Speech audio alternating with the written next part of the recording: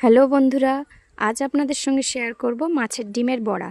এখানে আমি 200 গ্রাম ডিম নিয়েছি আর তার সঙ্গে দিয়ে দিচ্ছি কুচি করে রাখা পেঁয়াজ, উপর থেকে দিচ্ছি কাঁচা লঙ্কা আর দিচ্ছি একটু রসুন কুচি আর আদা কুচি। মাছের ডিমের বড়াটা আজকের আমি শুধু বেসন দিয়ে বানাবো না, এর সঙ্গে একটু চাল গুঁড়োও দেবো। এবার এতে পরিমাণ মতো নুন দিলাম হলুদ গুঁড়ো আর কালার হওয়ার জন্য দিচ্ছি একটু লাল লঙ্কার গুঁড়ো। যেহেতু আমি কাঁচা লঙ্কা ব্যবহার করেছি তাই লঙ্কার গুঁড়ো অল্প করে দেব। আর দিচ্ছি চাট মশলা আর এতে দিয়ে দিলাম বেসন আর অল্প করে 1 মুঠো চালের গুঁড়ো দিচ্ছি। দিয়ে সমস্ত মিশ্রণটা হাত দিয়ে ভালো করে মেখে নেব। এতে কোনো জলই আর লাগবে না, এই ডিমের জলেই সমস্ত মিশ্রণটা মাখা হয়ে যাবে। কারণ খুব বেশি পাতলা করব না, এটা যেরকম পেঁয়াজি ভাজা হয় ডিমের বড়াটা এইরকমভাবেই ভাজবো আমি।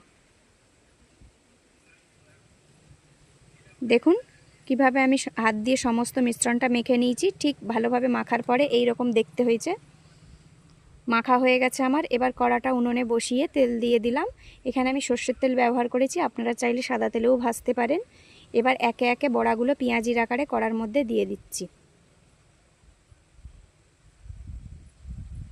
সমস্ত ডিমের বড়াগুলো একে একে কড়ার মধ্যে আমি দিয়ে দিলাম।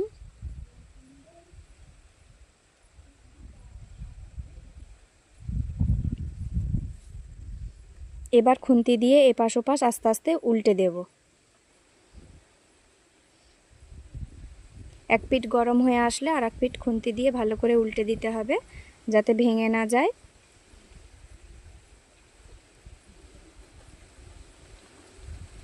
দেখুন এক পিঠ হয়ে গেছে আমার। এবার খুন্তি দিয়ে এপাশ ওপাশ করে উল্টে দিচ্ছি।